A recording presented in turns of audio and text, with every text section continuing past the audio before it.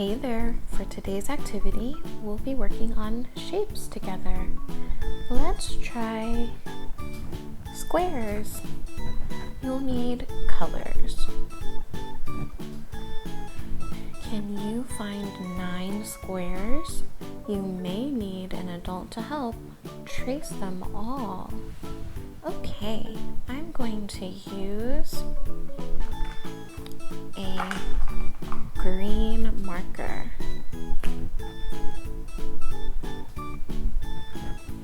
I see 1,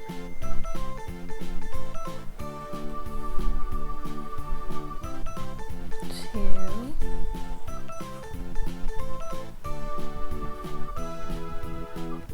3,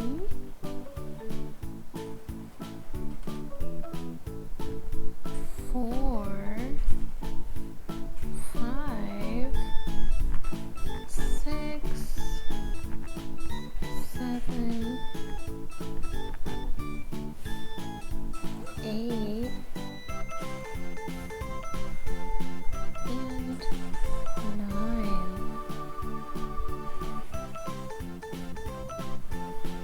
Some of the squares are inside of each other, so that makes 9.